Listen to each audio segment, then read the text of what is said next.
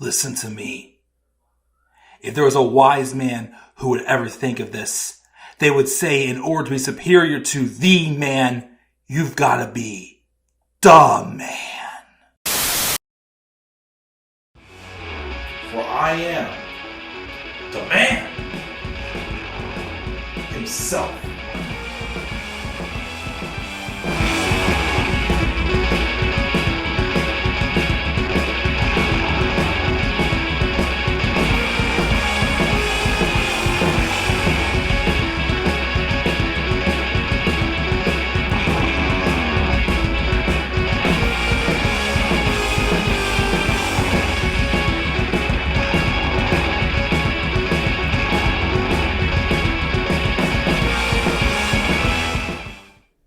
Ladies and gentlemen, may I present to you AEW, All That Matters. There's no scarf. There's no big intro. There's no hyping up, I am the man, because in order to be superior to the man, you gotta be the man.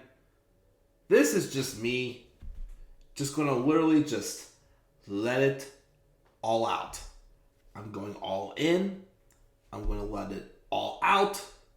Because apparently, all that matters in AEW is the freaking drama. Yeah, that's right. Just like recently, a couple weeks ago, I made the stunning announcement that I decided to take a break from AEW reviews. And want to know why? Because of drama. But I kept saying I was going to do a review of All In and All Out. All In, the biggest hyped show, the biggest event in wrestling history. A moment to make history for AEW and to make them officially true competition to WWE with All In. Following up with the yearly All Out in Chicago. That was probably, of course, going to be sold out because of CM Punk. But then, of course, it doesn't end. The same shit we've been dealing with for the past year, it doesn't end. And it basically culminated with these past 2 weekends with AEW. And if you notice, at the time this video being uploading, I have removed my Collision playlist, moved those 4 reviews into the Wrestling Topic videos and special streams.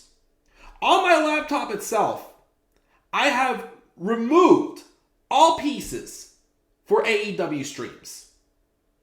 Because this video, this one right here, this dual review for All In and All Out, is the last video I do for AEW for a while. I don't know when I will want to do AEW videos again, but when you have, especially last weekend, when you have a show that is literally supposed to be a big staple in wrestling history, to not be the talk of the town, instead, more of this bullcrap drama that has led to Tony Khan being forced after a unanimous decision, unanimous recommendation from a disciplinary board to fire his biggest star in the company. Which, let's give a preview to that. Because this has been one reason why I've slowly been turned off by talking about AEW, is because of all this drama. And all this opinions, all this stuff where like, oh, AEW and WWE, you can't love them both. You can only like one or the other. If you love one, you gotta absolutely brutalize them once the other one fail, whatnot. It's complete bullcrap. What is wrong with their having 2 brands that are good competition, that are doing solid, great so far? Still say AEW is the better show, in my opinion, than WWE shows. Because we all know Vince McMahon's going to be back soon. The moment he gets back, things are going to go to hell again. Who knows? Maybe wrestling will be ending on this channel for all I know. I don't want it to end because that's the bread and butter of this channel. Especially when we get to 2,000 subscribers. 80 away as of today. So So I didn't do a review of All Out. I mean, I didn't do a review of All In. I'm going to talk about All In this video. Now, as far as All Out goes, I didn't watch All Out. I'm sorry. With the way the card was structured, the way it was just thrown together at the last second, nothing really falling out from All In. I didn't think it was worth it. I didn't think it was worth the money. I was going to split it with my one friend. He even thought 2 wasn't worth it, so he was just going to stream it. I didn't watch it. I had other things going on. And today, I didn't feel like going back and watching it. I looked at the results. I heard it actually wasn't too bad. But I'm just done. Like, I'm done talking about all this. Again, I want to at least review. I'm doing this video to at least talk about All In. I'll recap All Out. I won't give All Out a grade. But then, of course, I got to talk about AEW All That Matters. All That Matters is basically what this video should be titled. AEW All That Matters 2023. Because everything that's gotten to this point, it should have never happened. And disclaimer here. Everybody who was involved with this, CM Punk, The Elite, Jack Perry, Hangman Adam Page, Kenny Omega, you're all in the Elite. I know that. All those guys. I'm still fans of them. But I am majorly disappointed in all of them. I know a lot of you people may hate what I'm going to say, especially about CM Punk. Gotta realize that I'm going to defend him in this video, but I'm also going to criticize what he has done wrong as well. Because he is not innocent in this. But where we got to this past weekend, this could have all been prevented if it wasn't for some stupid drama that had to start with, of all people, Colt Cabana. But I'm getting a little ahead of myself. Let's talk about the show that should matter. What should matter the most? And that was AEW All In 2023 from Wembley Stadium in London, England. 81,000 fans. The biggest wrestling event in history. And again, what I think prevented, because I'm going to grade this one. What prevented me from giving this one like a legendary grade, I gave it like an awesome to excellent grade, basically. Like just missed getting legendary grade, was the build. Again, something I think that Tony Khan, again, I read recently, Tony Khan apparently is doing a week-to-week booking thing, which is not a good idea. Because, look at what we've got in between Double or Nothing and All In. We had the Forbidden Door 2. We had the AEW 200 special for the 200th episode of Dynamite. We had, of course, we had the debut of Collision. We also had Fyter Fest and Fight for the Fallen that extended over all 3 shows, Dynamite, Rampage, and Collision. It's like they build up all these big matches, but then they're just meant for these like weekly shows. And if I win all those passes, like, okay, well, in 2 weeks we got All In. Well, let's do this match, this match, this match. Not many of these matches had long-term build. And yes, that hurt it, but the show was still great. I loved All In. I thought it was an excellent show. And the main event, of course, was awesome. Saraya got the moment she most definitely deserved. It was basically her WrestleMania moment. Will Ospreay, again, who is still not in AEW, but is probably the only AEW outsider that has participated in a few AEW pay-per-views that I've become a huge fan of. We got CM Punk and Samoa Joe actually had a good match. We got the rubber match with FTR and the Young Bucks. And a couple other things, but that was good. But once again, of course, Oh yeah, and Stadium Stampede as well. It was a little bit different when in front of a live audience. Not quite what we were used to seeing with like the Inner Circle and the Pinnacle, or the Inner Circle and the Elite. Oh, I think that's the only two we've had before this. But, you know, it was still awesome. But once again, this show got overshadowed by drama. We'll hold off on the drama. But let's go all in on All In first. And this is the only graphic I've made for All In. So, because of one specific match, I did kind of catch glimpses of the 0 Hour. Because I did want to see the Ring of Honor World Tag Title match between Aussie Open and Adam Cole and MJF, known as Better Than You, Baby. And this was a fun match. Again, Aussie Open has definitely grown on me. But of course, the story here, of course, was the story of this whole thing. From this 0 Hour match to the main event of the main show, was that will Adam Cole and MJF be able to work as a team and be able to keep their friendship intact in that main event?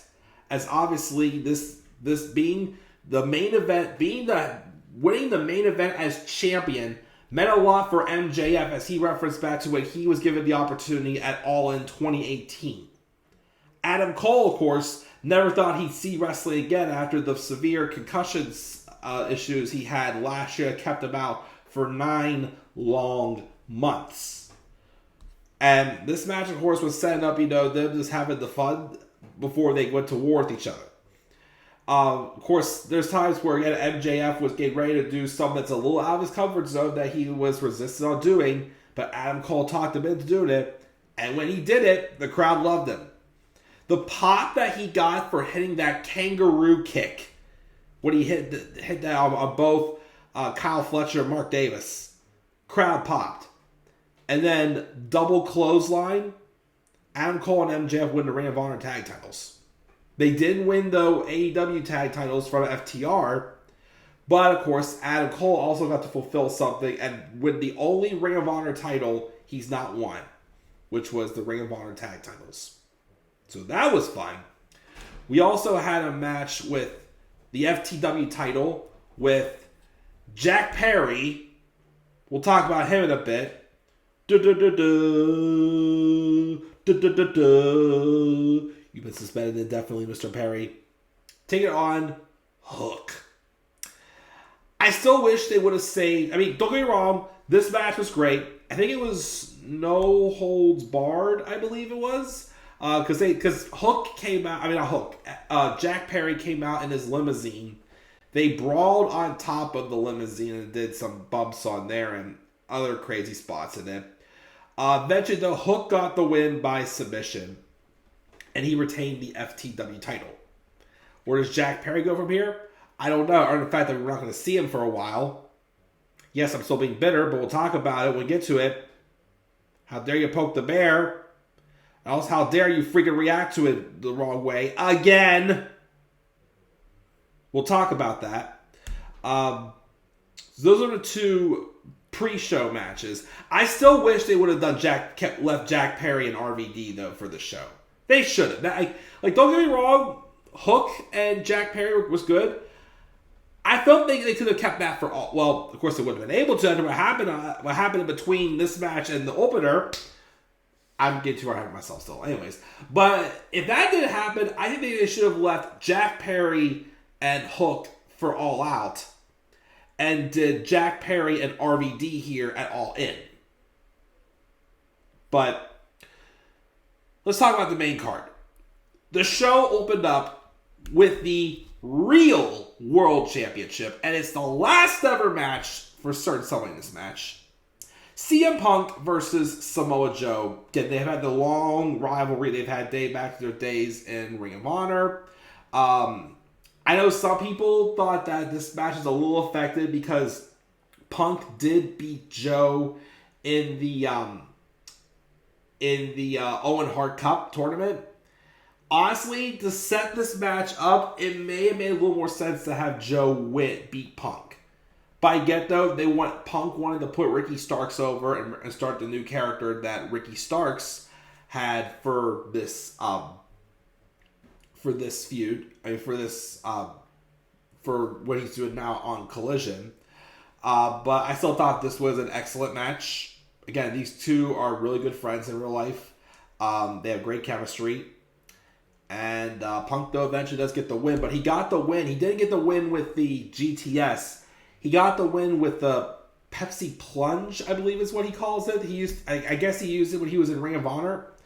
But he retains his real world title that no longer exists. So he wins. And, of course, he walks out with the back turned to the crowd with the one-up. Bye-bye, Punk. We're never going to see you again. Yes, again, still me being better, no. But that was still a good opener. I liked it. The second match of the card, funny enough, of course, anybody else find it hilarious that, of course, anytime, like, even like a Forbidden Door, they had to keep Punk and the Elite on, like, separate sides of the building. Yet this show here, the first 3 matches involved all of them. Actually, if you want to count the drama we're going to be talking about, that all that mattered for both these shows, technically 4 because of the final match of the 0 Hour, and Jack Perry being in that match. Basically, everybody who's involved in drama had their match back to back to back to back. Because following that opener, we had the trios match, the Golden Elites, Kenny Omega, Kota Ibushi, and Hangman Adam Page take on Bullet Club Gold's Jay White and Juice Robinson. And with them was Don Callis' family member, Konosuke Takeshita. Now, this was a great match also. I guess the only problem I have, and I feel like that I just let that be the thing, but does anybody else kind of get a little sick of them adding these random tag matches in there? I mean, I get it that they saved Kenny and Konosuke for All Out, which honestly, if I would have watched, it was one of the only matches I would have wanted to watch. But they could have done it here one-on-one. Like, it has a bigger story. You could have done it here. But they don't. Sometimes AEW pollutes their shows with massive, like, tag or multi-man matches. And it feels like they're just doing it just to get more people on the card. I still think if you get these guys more singles opportunities, those are going to stand out more, in my opinion. But it was still a great match, don't get me wrong. Bullet Club Gold win when Konosuke Takeshita pinned Kenny Omega in a roll-up. It was not clean, I believe it was, but it was set up for their all-out match. So again, still great. Just again, I wish they wouldn't pollute them with matches like this. We had the trilogy of, the rubber match between FTR and the Young Bucks. Match was great also, for sure. Definitely one of the best matches of the night. Close near falls left and right, as we expected with them. Their drama is always off the charts. And again, they give you those matches that you just never know who's going to win. FTR, though, do retain. Afterwards, though, they go to show a sign of respect. Young Bucks refuse to shake their hand. They walked away. But then they talked backstage afterwards, an exclusive shown. And that's when they set up this tag match at All Out with the Young Bucks and FTR teaming up to take on Bullet Club Gold, which is Jay White, Juice Robinson, and the Guns, Austin and Colton Gunn, which they took it out on an All Out.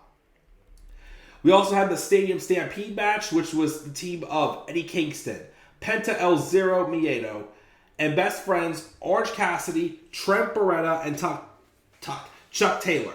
They took on the Blackpool Combat Club, John Moxley, Claudio Castagnoli, and Wheeler Yuta. And with them was the reunited, returning Santana and Ortiz, Pride and Powerful. Now, they were calling Santana Mike Santana, but good to see them back. Because also, for those of you who don't know, the both of them apparently, when Santana got hurt at the Blood and Guts match last year, apparently him and Ortiz had a fallout. And Santana almost left AEW. But they are back. I do hope that, I hear things aren't 100% between them, but they're better. I kind of hope they get back on track because I really like them as a team. If they want to be the ones that dethrone FTR and get a tag title reign, God bless them. But of course, this match was crazy super violent. And of course, Orange Cassidy, who, the story of him being like a workhorse champion, but he's definitely getting, exhausted and tired from, just having this load on his back as champion, but still trying to be that fighting champion we all love. It's been bringing out this more like hardcore style in him recently. He got busted open a lot. John Moxley again pulling his tactics, using glass. He used a fork. There was also a part of the match where there was these sticks, I forgot what they were called, that Moxley pulled out. Penta El Zero Miedo, who also disappeared for a bit, came out as the darker Penta Oscuro, came out, and he took these sticks and hammered them into Moxley's head. He hammered them into his freaking head. It was nuts. And then just all sorts of stuff. They had, of course, Eddie Kingston out there.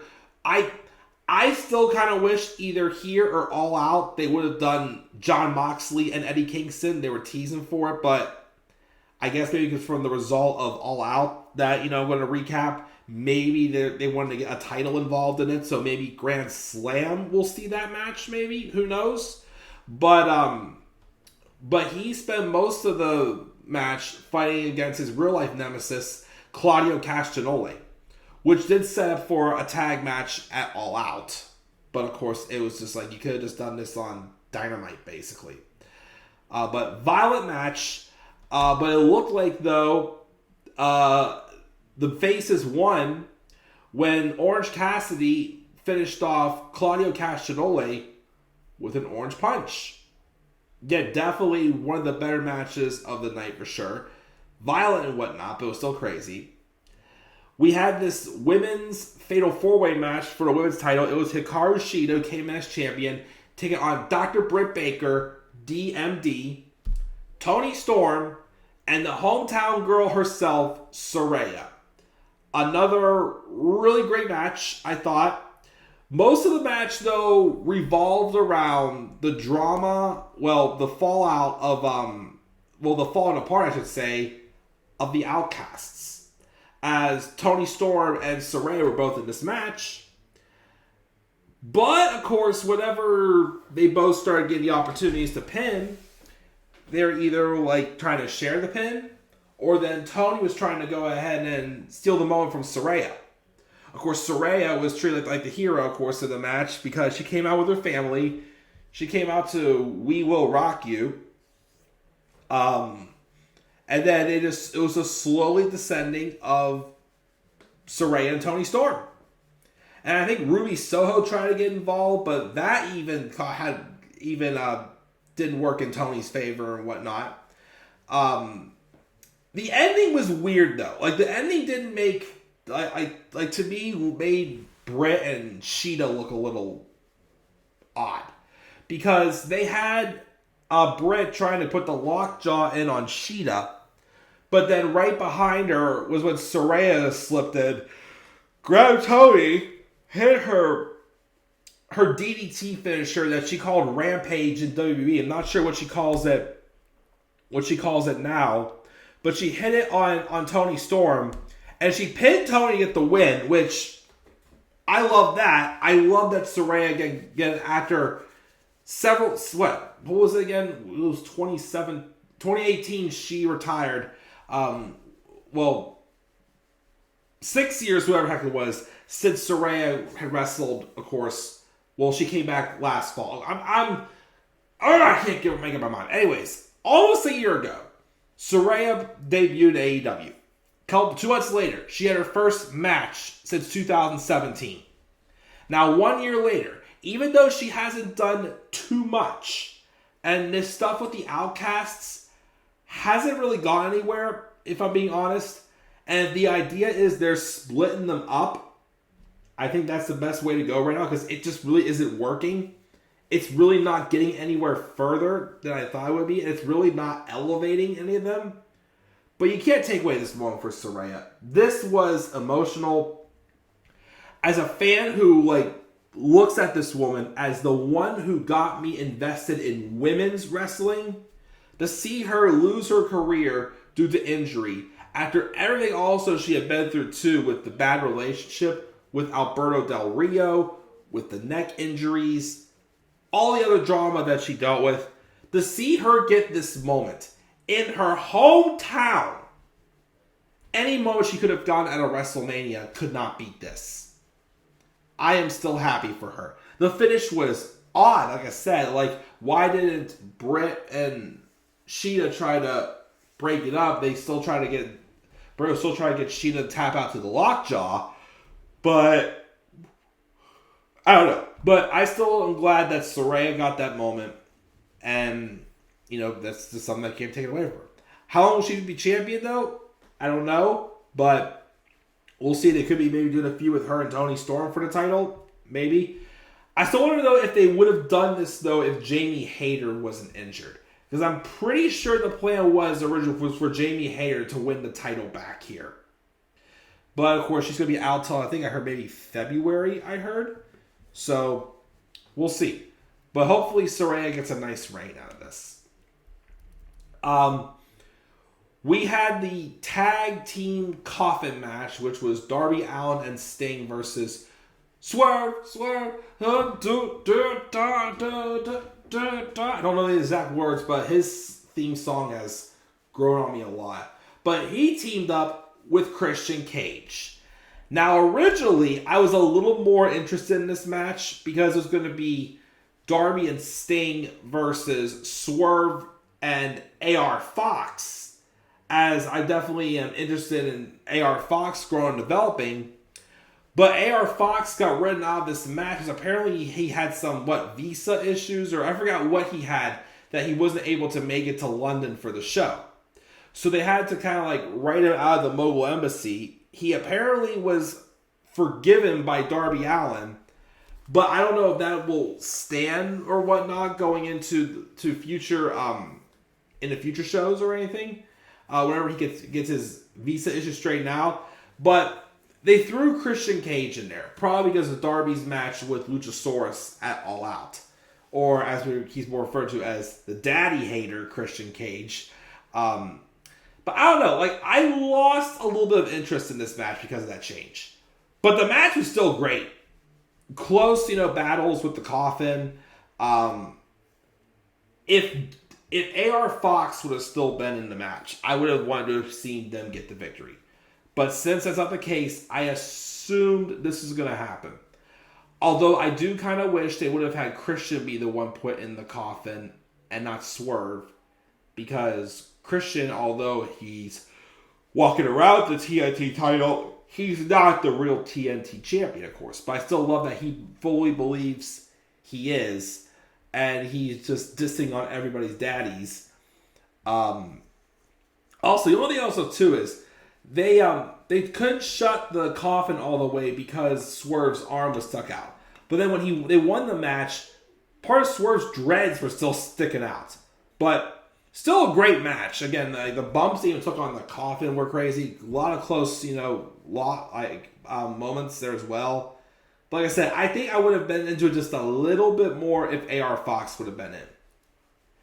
After that, we had Chris Jericho and Will Ospreay. I think a lot of people kept lower expectations because Jericho's older, but he still had a phenomenal match here with Will Ospreay. I was confused, though, also, because Sammy Guevara was out there. But even though technically Will Ospreay should be the heel, because he's also there on behalf of Don Callis, who has super duper mega heat right now. Why was Sammy Guevara helping Jericho basically cheat in this match? That was the only nitpick I got on this, but it was still phenomenal. Again, Will Ospreay is some other type of talent. And again, I know I keep saying this is going to be the last AEW video I do for a while, but they keep saying his contract with New Japan's about to expire. I really think AEW should sign him. I mean, yes, if you go to WWE, maybe it'll work, but of course, as soon as Vince gets back, it's probably not going to work. But I think AEW is more of a place for him.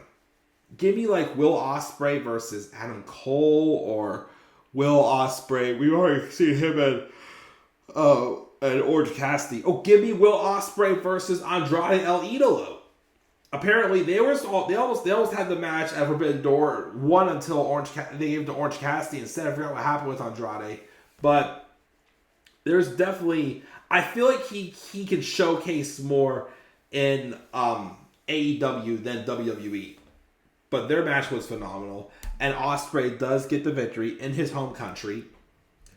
We have the Trios Championships of the House of Black taking on the Acclaimed with Daddy Ass Billy Gunn in a fun match.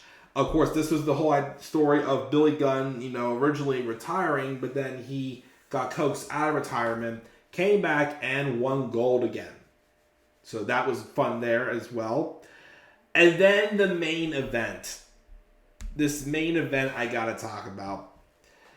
So MJF and Adam Cole. Again, the big story of the night is who was gonna turn on who. Everybody thought this would be the night where the turn happens. MJF, the conniving guy he is, could easily turn. Or, of course, with MJF, getting more babyface momentum, could this maybe be swerved and Adam Cole turns on MJF? Will Roderick Strong get involved in the match as well? Well, this match was a test of friendship, as it had several different moments. Well, at the beginning, they were doing a couple little easy moves, and then MJF's emphasizing sportsmanship. Let's shake on it, buddy. I think at the beginning, Adam Cole was like, okay, cool, shake on it. But then, of course, when they went for it again, MJF, I think, poked a little fun at Adam Cole and, poked him in the eye. And just to, kind of, show, hey, I mean business. Adam Cole, then, he got a little more aggressive, too, and he was showing that he meant business, too. Actually, Adam Cole was starting to heal it up a little bit more in this match. Basically, going back to the thing that both of them said they're going to do whatever they got to do to get to win the world title here. And I think there was so many spots in the match where it tested that moment. There was a spot in the match where I believe the referee was down.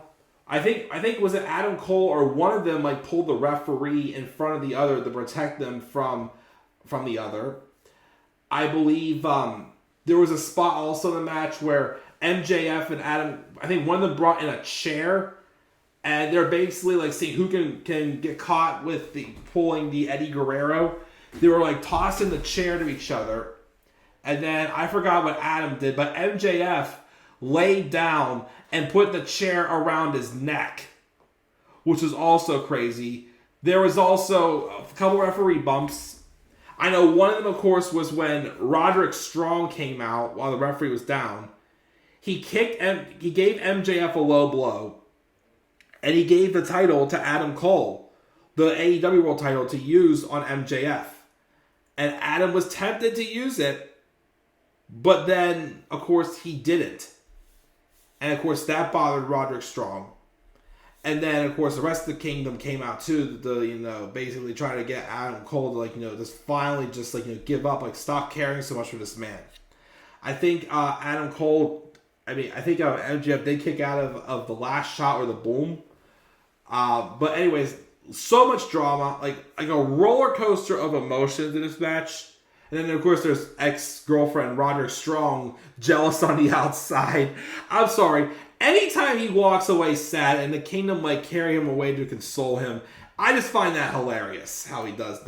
How that is. Again, it's literally the guy it's like a guy walking in with flowers and then seeing his crush with someone else. And they're like, no!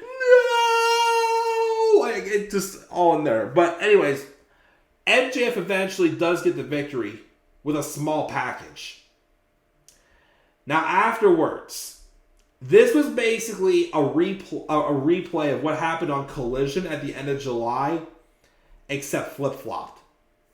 So Adam Cole was in the corner, obviously just disappointed.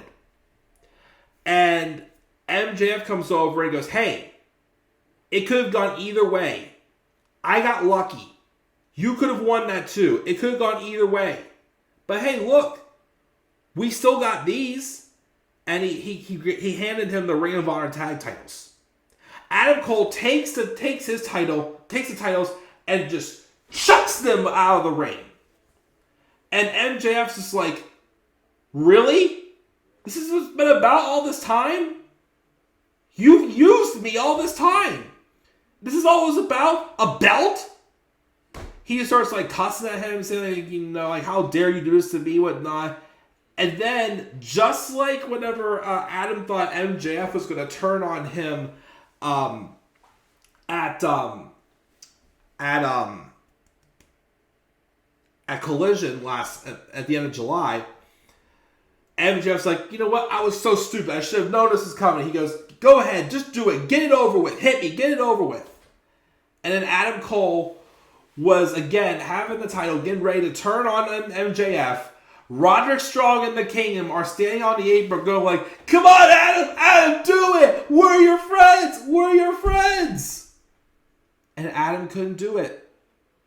He dropped the belts. MJF turns around. And the show ends as Adam Cole and MJF embrace. To me, that was like, okay, even though it was like a repeat of what happened on Collision except reversed, the first time was showing that MJF, cared about Adam Cole, even though they didn't win the tag titles. This time it was they have gold, but Adam Cole's disappointed he didn't get the bigger prize. But despite all that, and that's another moment too where it proved that Adam Cole and us, it proved to us that Adam Cole can trust MJF. And that this friendship does mean something. Because when Adam Cole tossed the Ring of Honor tag titles aside, MJF was hurt by it. He literally felt like he was used. And then, of course, again, Roderick Strong was disappointed. And whatnot. But that's how the show ended. Again, All In was an amazing show. I gave it an A. I know some people thought A+. Didn't quite think it hit A+. Again, I think if the build... And I think I also was expecting like some... Again, like, it needed some other little punch for me to give it the A+. But that main event, oh boy. Like I said, like, you could probably get a match of the night to either that main event, FTR and the Young Bucks, for sure. Jericho and Ospreay is up there as well. Maybe even Stadium Stampede. But, it was... The show, again, like, it was awesome, like it needed to be. Like I said, it could have been just a little bit better. But, of course, nobody's talking about it anymore. Nobody's talking about it anymore because of something else that happened. But before we get there, though, let's address AEW All In. Again, this is a recap of AEW All In. I didn't watch it. I already had plans last night. But even though I had plans, I still am not going on my way to watch this show. Because again, the build was just thrown together. There's no build. Like, there's nothing like you would think maybe like MJF would get a storyline. Well, actually, let's do this. So on Dynamite last week, they announced there was going to be, I think, a battle royale on Rampage to crown a number one contender for the Ring of Honor tag titles to wrestle on this show. And didn't Roderick Strong and the Kingdom say they were going to enter it? Yeah, they should have set up Roderick Strong and like Mike Bennett or someone from the Kingdom versus Adam Cole and MJF. That would have got me interested. Instead, they had Dark Order win. So I'm like, this is just a match we could see on Dynamite. Like, the card looked like a glorified episode of Dynamite or Collision. That's what it looked like to me, and that's why I didn't think it was worth it. I didn't buy the show. I didn't watch it. I just read the results. So I'm just quickly going to recap it and let you know what all happened at All Out, which took place last night, September 3rd, 2023, from the United Center in Chicago, Illinois. There was an over-the-budget charity battle royale on the 0 hour where Hangman and Adam Page won by eliminating Brian Cage. And there was also a trios women's match with Athena, Mercedes Martinez, and Diamante versus Hikaru Shida, Willow Nightingale, and Sky Blue. And Sky Blue got the pinfall victory for her team. I don't know if she pinned Athena or whatnot. I was going to say for someone to challenge Athena for her Ring of Honor women's title, which apparently I didn't watch, but I think it was the last Ring of Honor pay-per-view that I haven't watched any of them yet. Apparently Athena and Willow Nightingale main evented that show. Athena retained, and they got to get her on AEW TV. I mean, I get it, they gave her a spot to shine in Ring of Honor, but they got to get her on AEW TV. They got to.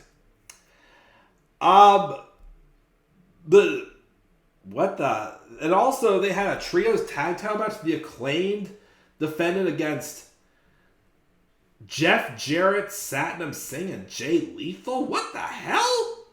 The Acclaimed retained, thank God. Dennis Rodman hit Satnam Singh with a guitar.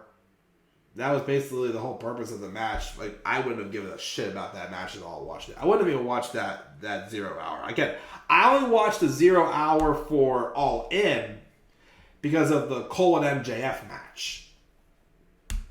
And then the main card, it started off with that Ring of Honor tag title match with Better Than You, Bay and the Dark Order, Alex Reynolds and John Silver. Cole and MJF retained the tag titles. He also apparently he was taken out of the match and he came back also to make a hot tag. Samoa Joe defeated I guess he squashed Shane Taylor for his Ring of Honor World Television title as well. Okay, don't we know him at all? Luchasaurus retained the TNT title over Darby Allin, but of course Christian Cage remains the TNT champion in his eyes. Now, of course, I saw that Miro and Powerhouse Hobbs had their match. Miro won by submission, but during the match, CJ Perry, Miro's real-life wife, of course, we all remember her as Lana, finally made her AEW debut. And I think she got in there. I think it was it No Rules or whatnot this match? She got in there and I guess she hit Powerhouse Hobbs with a steel chair and helped Miro win. But afterwards, Miro just walked out on his wife.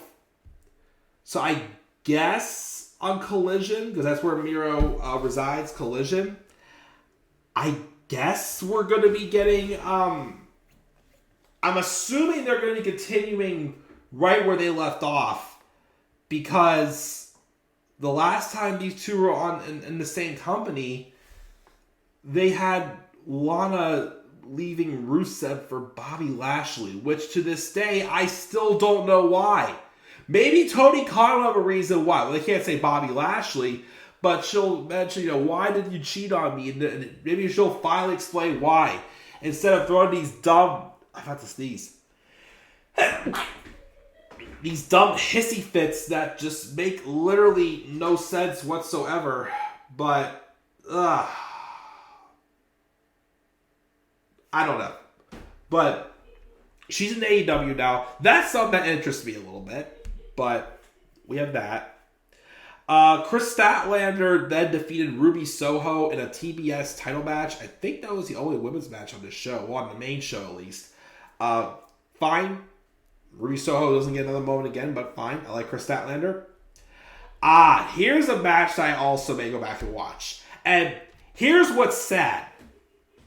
I was so fed up with AEW, still am, that I didn't even know that Bryan Danielson returned on Collision. I thought he was going to be out for several more weeks. He returned on Collision. And I guess Ricky Starks, since his kayfabe suspension was over, was going to challenge Ricky the Dragon Steamboat to a strap match. And instead, though, another Dragon answered the challenge for him in Bryan Danielson. And Bryan won by submission using the label lock on a submission. And also during the match, before the match, there was a backstage promo where Bryan tells Ricky, last time I was in a strap match, it was against somebody I actually loved, and we still beat the shit out of each other. He was talking about the Fiend Bray Wyatt. Rest in peace. But yeah, that might be a match I have to go back. Another match I might have to go back to watch is... not there yet. First, then we had a tag team match. It was the BCC's Claudio Castagnoli and Wheeler Yuta taking on Eddie Kingston, and I believe he's still the Ring of Honor Pure Champion, Katsuyori Shibata. The BCC get the win when Castagnoli pinned Eddie Kingston. Okay? I'm wondering, though, if they're still going to set up, because based off having the main event, I'm still wondering if they're going to set up a match with Eddie Kingston and Jon Moxley, but we'll get to that in a second. Kenny Omega lost clean to Konosuke Takeshita. That I gotta see. And that, honestly, I love hearing that. It really establishes Konosuke Takeshita as as someone to take seriously. Like, him beating Kenny Omega clean is basically like how it was when AJ Styles beat John Cena clean at SummerSlam 2016. That's big right there. And it really makes the alliance with him and Don Callis even more interesting. Bullet Club Gold won the 8-man tag match with against FTR and the Young Bucks. Sure, it was awesome. And the main event was for the AEW International Championship. Orange Cassidy versus Jon Moxley. Again, I didn't get to watch the match, but again, based off of how they've been bringing out more of like the hardcore side in Orange Cassidy, I'm pretty sure it was awesome.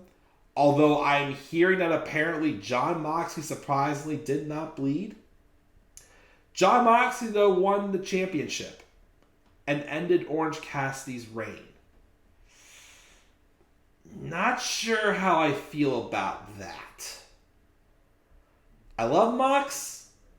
I don't think he needs a title, though.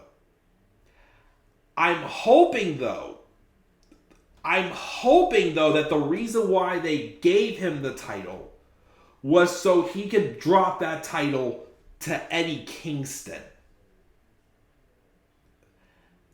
Because I think they still got to go back to that match. Again, they feuded in 2020. But I think if they do a match, which they should, they teased it for a while, I do think that Jon Moxley should drop a title to Eddie Kingston and put him over. But that was All Out. Again, I'm not going to grade that because I didn't watch it. But through all of that, through 50 minutes of talking about some excellent wrestling, all that matters is this bullshit right here. So, we gotta go back and talk about what happened. Apparently, last month in July, Jack Perry pitched this idea of using real glass in a hardcore match. And I guess several higher-ups and CM Punk were people telling him, saying, you shouldn't do that. It's not good. Didn't Goldberg use it or something like that years ago, and he got really cut open. It was not yes, people get busted open, but it was the kind that it was too much. It was too far. And Jack Perry didn't like how that was handled. So of course, again, let's put this in perspective here with this rant here. CM Punk was not the only person that told him, no, you shouldn't do this.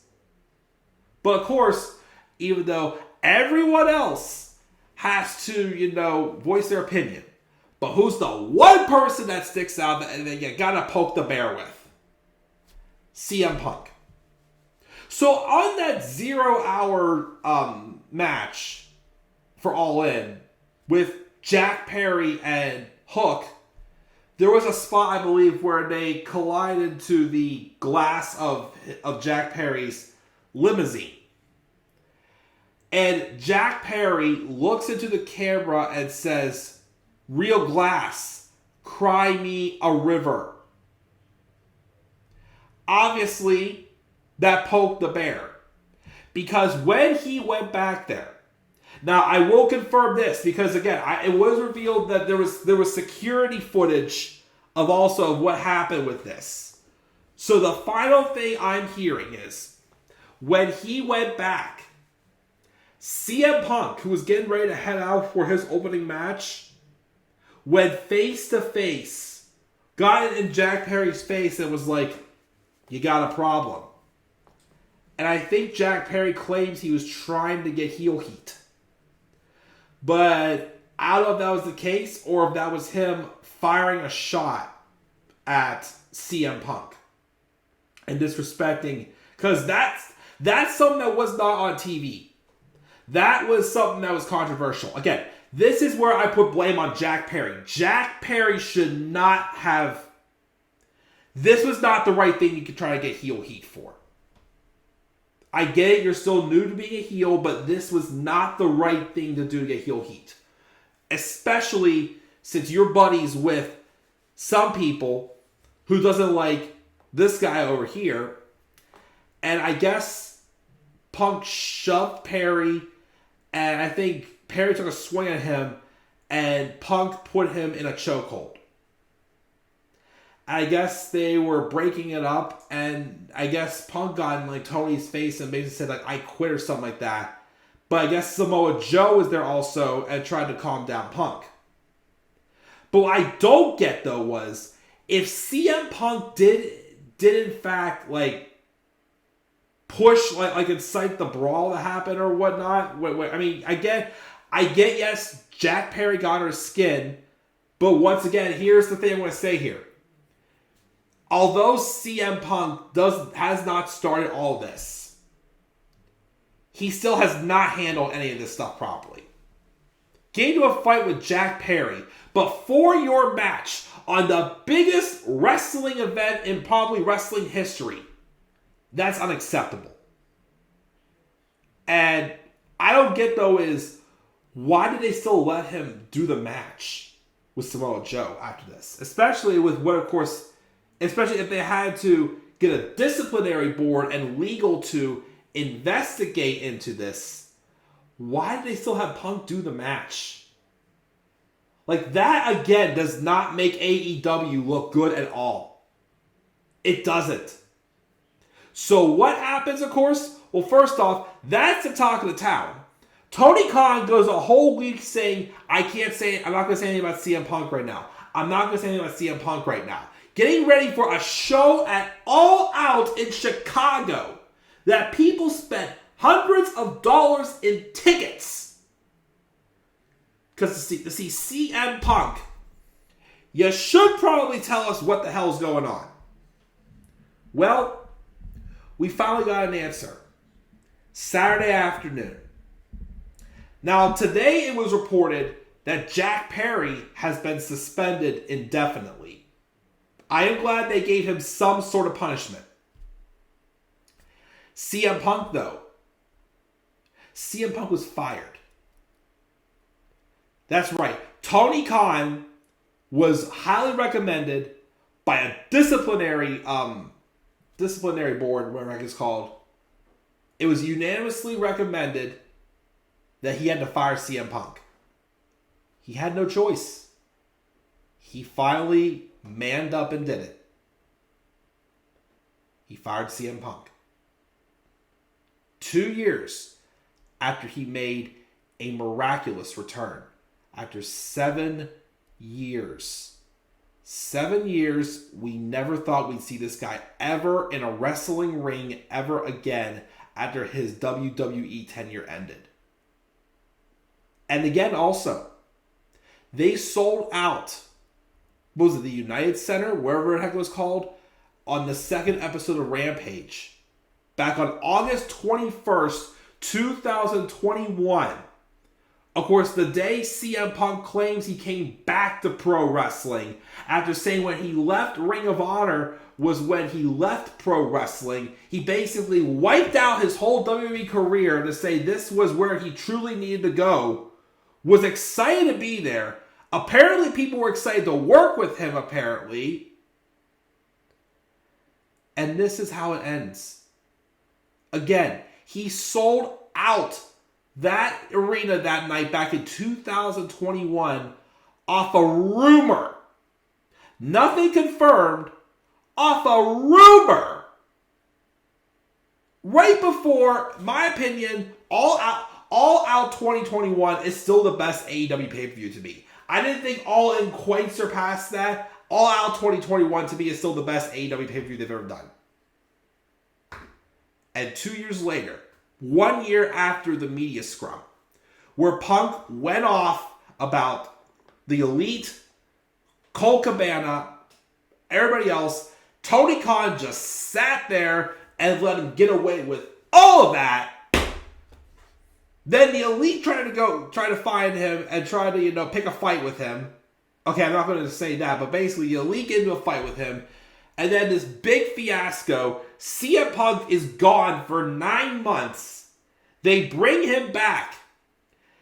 Warner Brothers wanted him on a television show when they added in Collision that, again, they gave him, and yet he still screwed up. And again, I've been the one, let me get into my thing with, as far as my thoughts on firing Punk, I don't hate Tony Khan for firing CM Punk. With all this drama, I'm not putting all the blame on Punk because he sure as hell does not deserve all the blame. But I'm going to keep reiterating when I say this. It wasn't working out. It was not working out. But this also should have never happened. I don't know if this is because of ego or because they know with his popularity how big of a threat he was for basically taking over as the biggest star of the company. Because obviously some people, don't like each other because, they obviously want to be the top guy. And CM Punk, we all know, has a big ego. His thing is you either believe I'm the best or don't have me here. Like he would say that, when he was in WWE. And of course then, you got Hangman Adam Page and the Elite saying crap like, oh yeah, he's the reason why Colt Cabana's not on TV anymore. Well, guess what? In the last year, how many times, even when CM Punk was gone, was Colt Cabana off TV?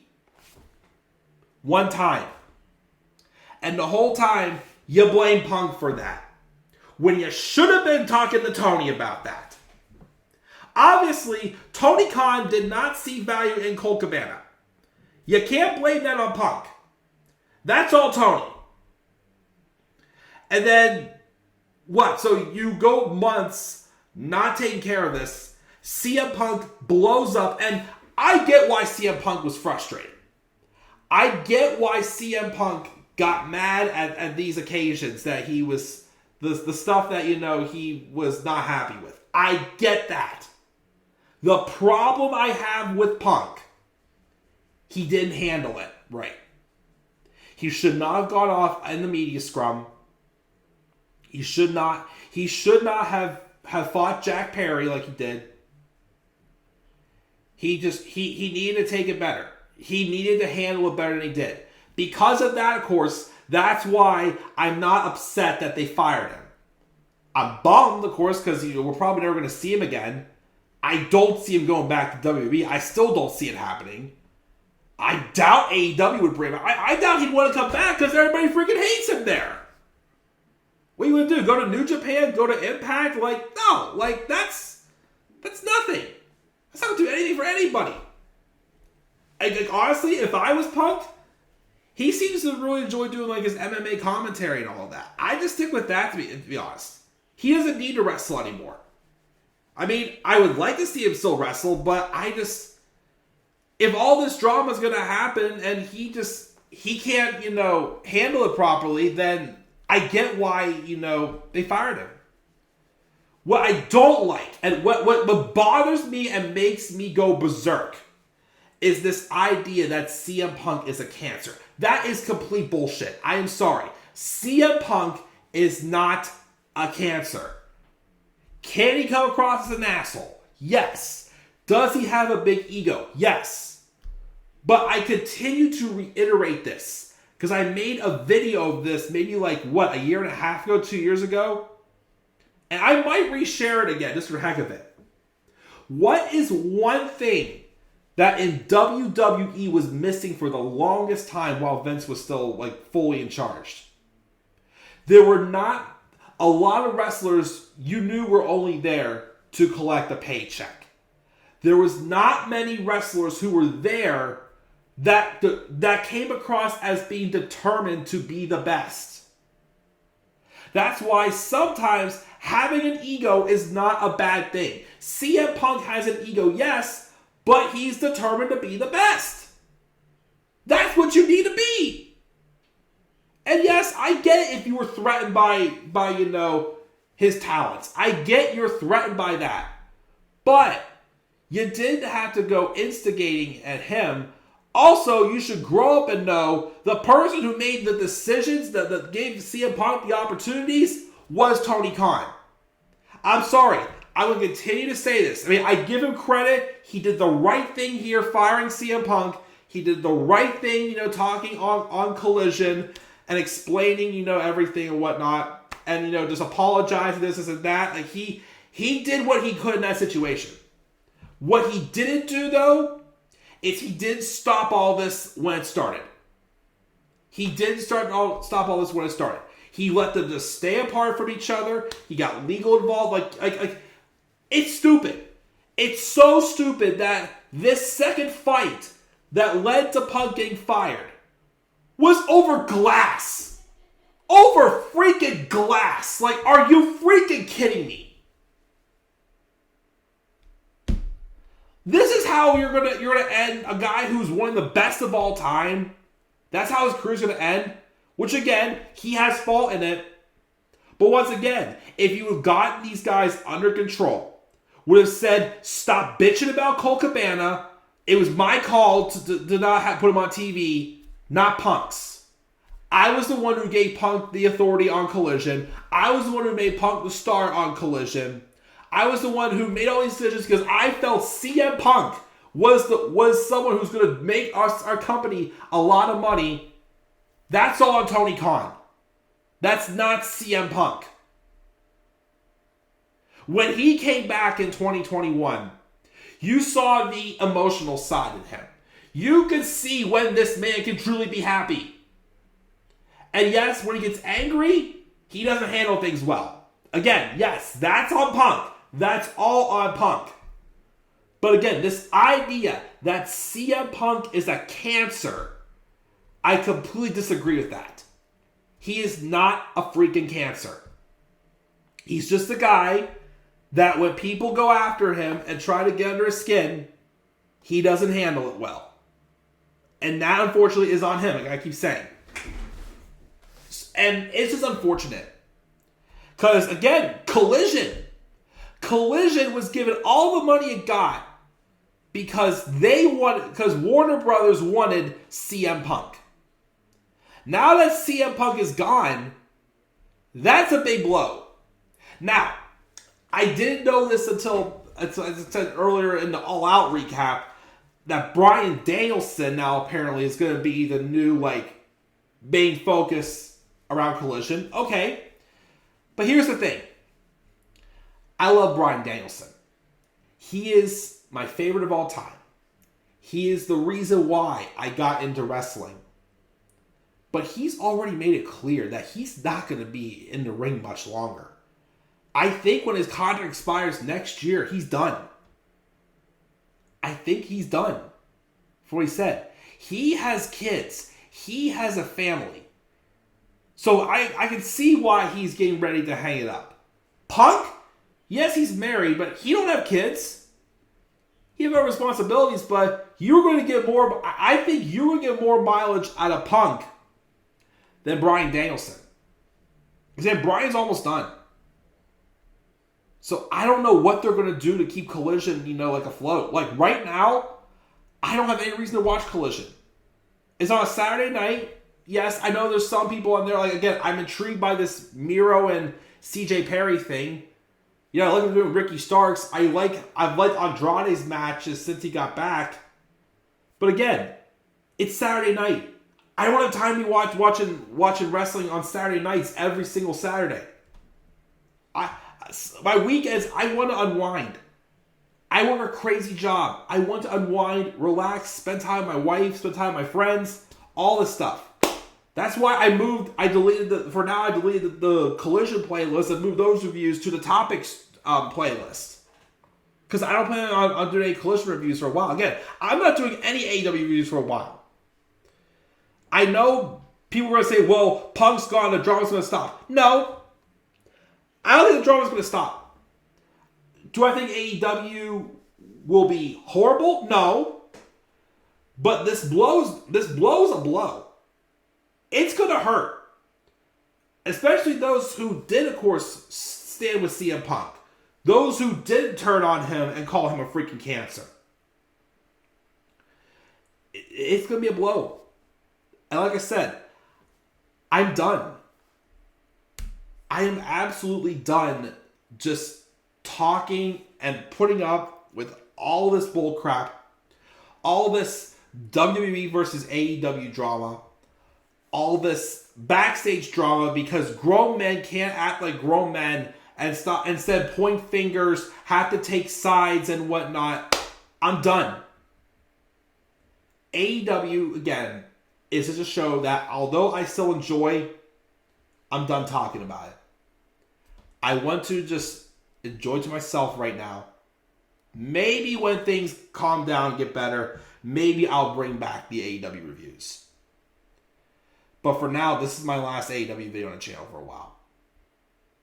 And I can't believe that after making history, nobody's talking about All In. AEW All That Matters 2023 is CM Punk getting fired because of getting a fight with Jack Perry over glass. Over glass.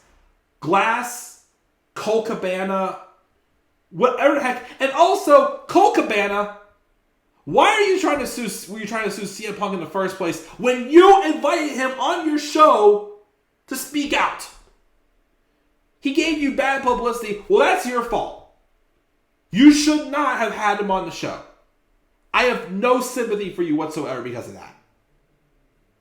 And again, to the rest of the guys, you should have been grown men and realized that the person who made all these decisions with Punk, including firing him, is Tony Khan.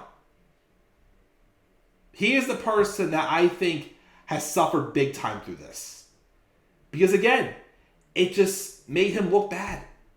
It paints a bad picture on Tony Khan. And like I said, AEW I don't think is dead. But I think this is going to hurt them for a bit. And again, I do want to still watch the show. Just not talk about it. But I do hope they figure it out. Because even with Punk gone, if this drama continues, no one's going to want to be able to put in the money that Warner Brothers did for them and everyone else. They're not. Like, Collision's going to suffer more being on Saturdays. Rampage is a pointless 1 hour show. It's basically another version of Dark. So we'll see. We'll see. And also, you can't be doing these back-to-back pay-per-views giving no bill for All Out and making people not think it's worth buying. I mean, I'm sure it was a good show, but it's just sad.